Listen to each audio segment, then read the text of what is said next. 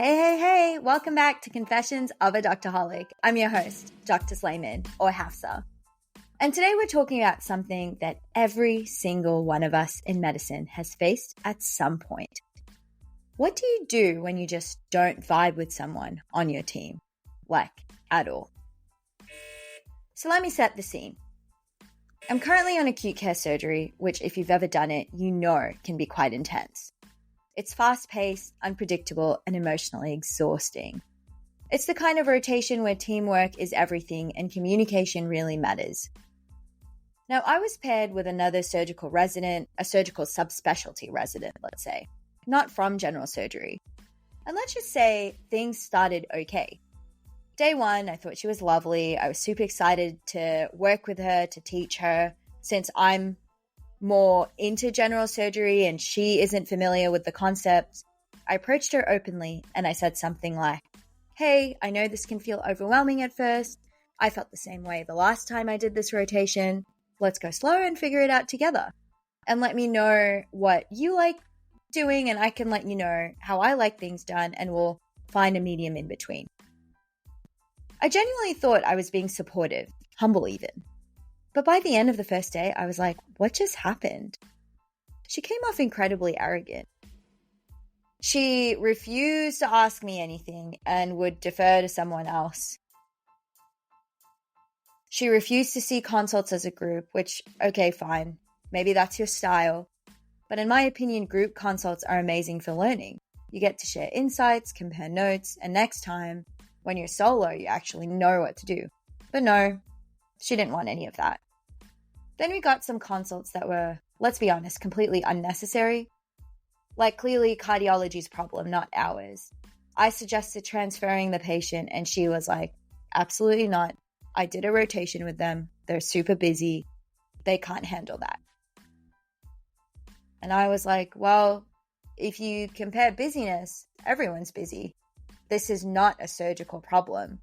This patient has a heart problem that's keeping her in the hospital. There was no real explanation. It was just a hard no. She also went to see consults on her own, which is fine. But when mistakes started popping up in her notes or plans, I felt like I had to quietly clean them up to protect the team. And then I thought, wait, am I the problem? Is this me overfunctioning? Am I just being too much?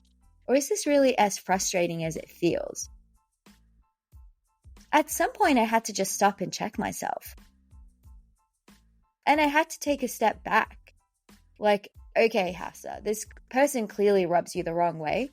You don't have to love everyone you work with. That's just reality. But you do need to be professional.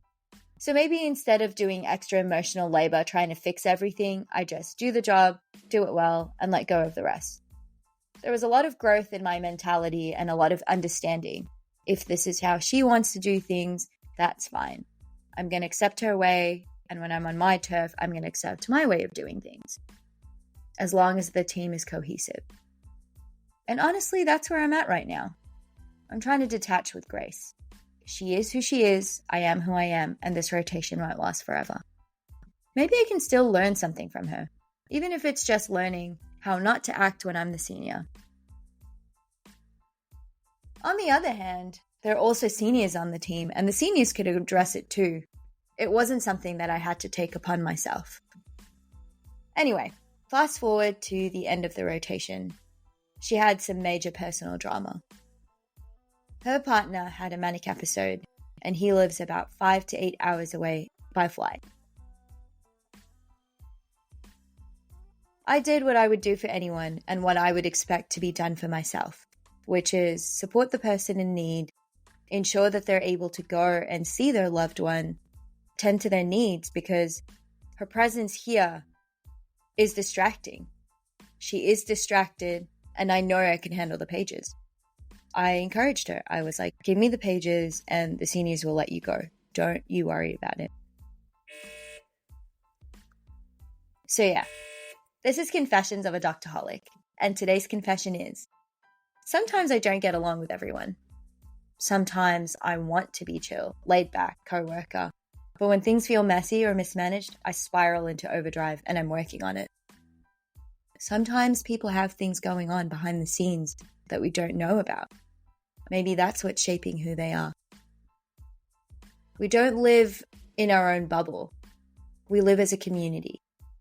If you've been in a situation like this, I would seriously love to hear how you handled it. Come talk to me on the gram or threads on @HafsaSlayman. Drop me a DM or share your own story, because I know I'm not the only one who's had a colleague clash that nearly ruined their vibe.